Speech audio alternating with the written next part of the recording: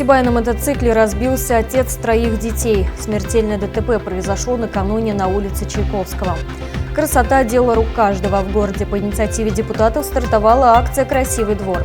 По следам прямого эфира на вопросы телезрителей, поступившие в адрес депутата Госдумы Зарифа Байгускарова, отвечают представители городской администрации. Теперь об этом и другом более подробно. В эфире выпуск новостей, в студии Наиля Ахмедшина. Здравствуйте. Накануне в Сибае произошло дорожно-транспортное происшествие со смертельным исходом. Это случилось на улице Чайковского к концу рабочего дня.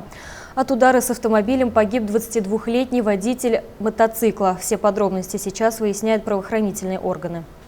22-летний Ильнур Латыпов ехал на мотоцикле по улице Чайковского со стороны улицы Ленина. В этот самый момент с крайней правой полосы совершал разворот водитель автомобиля Toyota Corolla, который не заметил движущееся транспортное средство и начал маневр, не убедившись в его безопасности.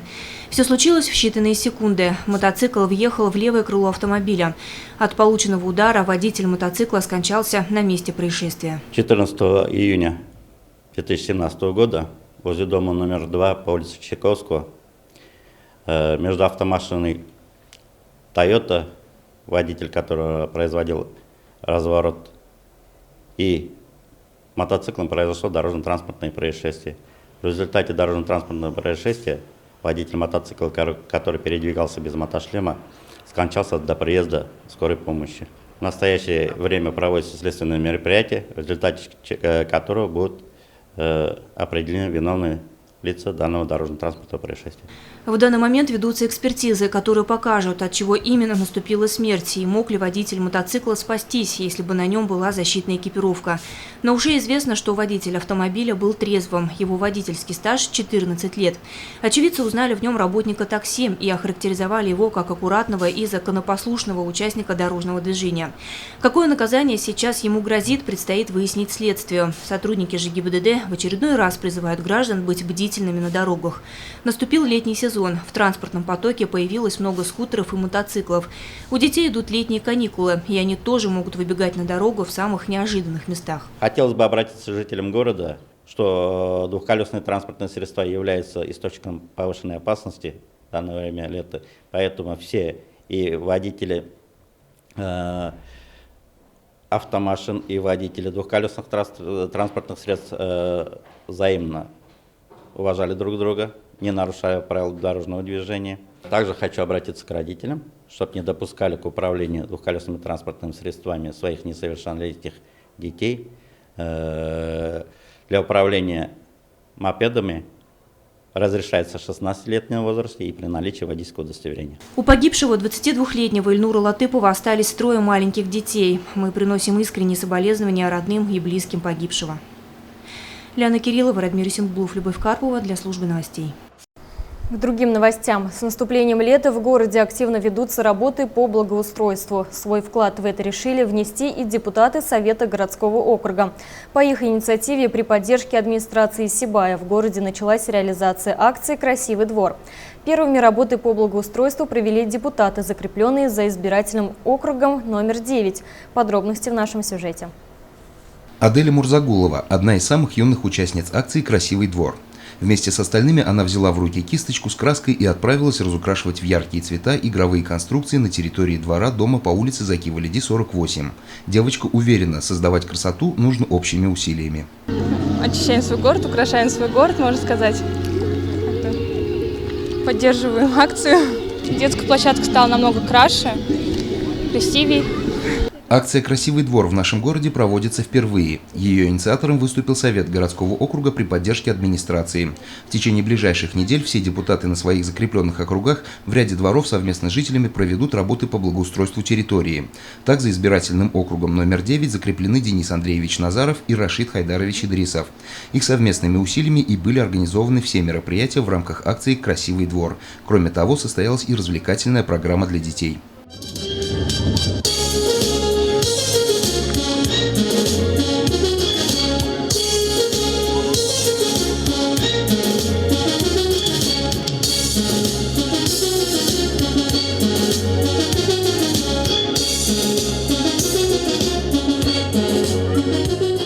Для того, чтобы город был лучше, необходимо собраться, сплотиться и принимать активное участие.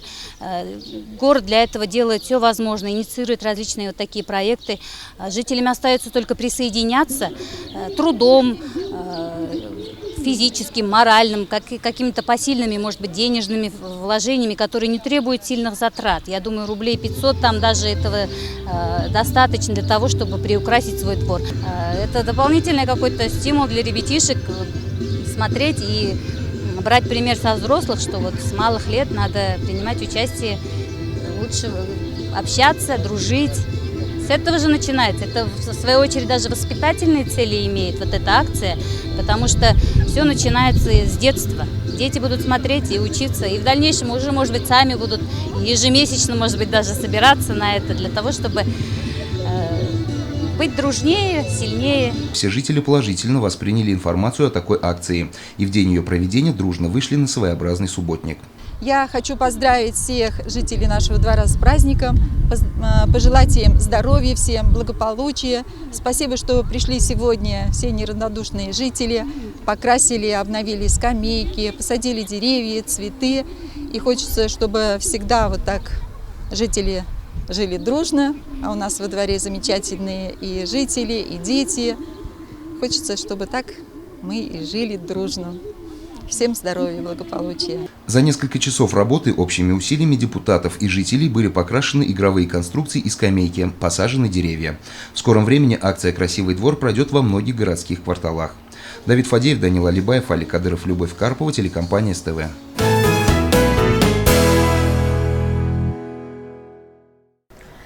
В начале месяца на нашем канале состоялся прямой эфир с участием депутата Государственной Думы Российской Федерации Зарифа Закировича Байгускарова. В рамках эфира мы не успели ответить на все вопросы горожан и сегодня исправляем эту ситуацию. Галия Гайнединовна Рахимгулова задала вопрос о строительстве цементного завода в Сибае. Действительно ли это так, что в качестве рабочей силы будут завезены китайцы и не нанесет ли это урон экологии? На вопрос отвечает заместитель главы администрации по экономике Наиль Халиуллин.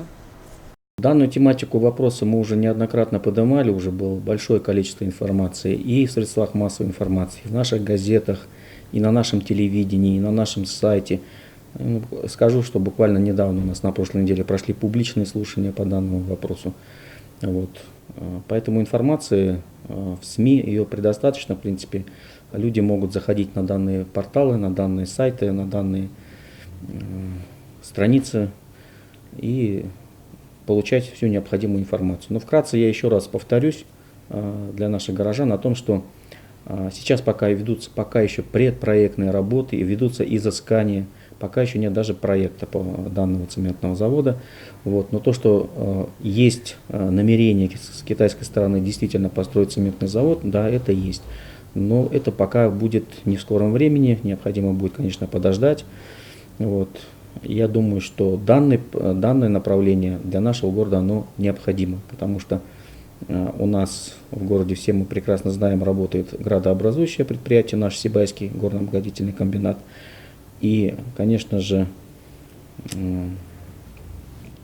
надеяться только на одно предприятие в настоящий момент не приходится, потому что в любом случае, наверное, многие знают, что необходимо, конечно, яйца хранить в разных корзинах, как говорят.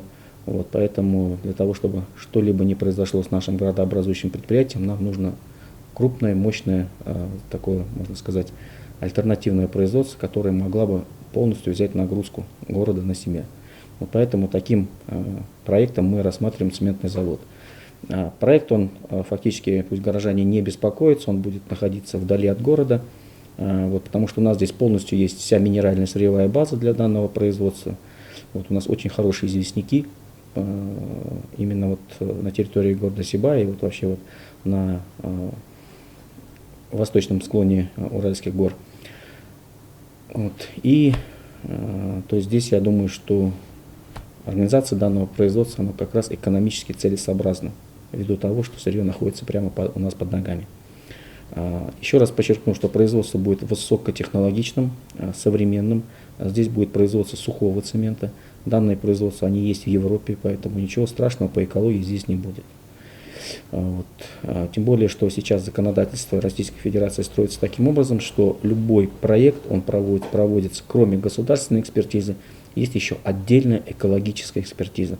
Поэтому здесь в любом случае она будет проводиться и в Уфе, и в Москве. Поэтому здесь можно еще раз сказать, вообще нет повода для беспокойства. Совершенно нет повода. О том, что будут работать иностранные работники, во-первых, у нас в Российской Федерации есть также федеральное законодательство, и ввоз иностранной рабочей силы у нас квотируется согласно законам Российской Федерации. На каждый регион есть определенная численность, поэтому выше этой численности мы ни в коем случае не сможем при всем желании завести большое количество иностранной рабочей силы. Будет работать на период строительства и на период начала производства будут работать иностранные советники. Их будет небольшое количество, может быть, человек 10, не более. А все остальные, потому что у нас уже есть договоренность, что все основные рабочие места будут предоставлены только нашим жителям, местным жителям. Еще один вопрос задала пенсионерка Раиля Ермухаметовна Назриева, проживающая в доме номер 25 по улице Кирова. Завершена программа по переселению граждан из ветхого и аварийного жилья. Дом не попал в программу. При этом, со слов телезрительницы, здание 1961 года постройки, площадь квартир очень маленькая. Вместо ванной комнаты маленькие душевые. Жить в таких условиях для жителей проблематично. В администрации, как заявляет Раиля Ермухаметовна, ей ответили, что жителям необходимо нанять специалистов и сделать оценку дома. Но ведь это стоит определенных затрат. Что можно сделать в этой ситуации? На вопросы отвечает главный специалист отдела промышленности, строительства, транспорта и связи городской администрации Марс Мусин. Да, эти заявители к нам обращались, буквально недавно только они присутствовали у нас именно по их проблеме, чтобы я сейчас посоветовал им. У нас есть единственный выход сейчас, это обратиться в межведомственную комиссию, которая создана при администрации городского округа. Для того, чтобы реализовать те вопросы, которые они задают нам, необходимо представить сначала это заявление. Заявления они у нас по форме есть, если нужно, мы представляем пустые формы. И основным еще документом является заключение специализированной организации, которая сможет, прям опираясь на все нормативные документы, дать свое заключение о том, что оно является аварийным. Без такого заключения, к сожалению, мы не компетентны решать такие вопросы по признанию целого многоквартирного дома аварийным. Согласно положению, именно по постановлению от 28 января 2006 года об утверждении положения о признании дома аварийным, в пункте 45 именно перечислены эти документы, которые необходимо предоставить. В свою очередь, касаемо жилых домов, частных домов, в принципе, такое прям заключение не требуется, а для многоквартирных домов все-таки оно будет необходимо. По программе сейчас пока еще неизвестно, когда будет ближайшая программа. При ближайшей возможности, конечно, будут эти вопросы рассмотрены, и все необходимые фотографии будут сделаны, все эти замеры, все будут сделаны для того, чтобы именно как доказательство тому, в каком состоянии находится сейчас данный дом по Кирова 25, чтобы мы смогли его представить в данную программу. При ближайшей возможности, еще раз скажу. А пока я рекомендую обратиться именно в межведомственную комиссию. Данной комиссии я являюсь секретарем, и если все вопросы есть, пожалуйста, обращайтесь ко мне, я всем помогу. Что касается заключения, жильцы сами должны нанимать специалистов или вы можете поспособствовать? По пункту 45 именно этого положения есть такая необходимость, что заявители именно должны предоставить заключение. В качестве руководства я бы порекомендовал посмотреть методические рекомендации отдела Народного фронта, Общества Народного фронта. Именно они дают конкретно, прямо расписывают все эти нюансы, которые нужно учесть заявителям при предоставлении такого заявления.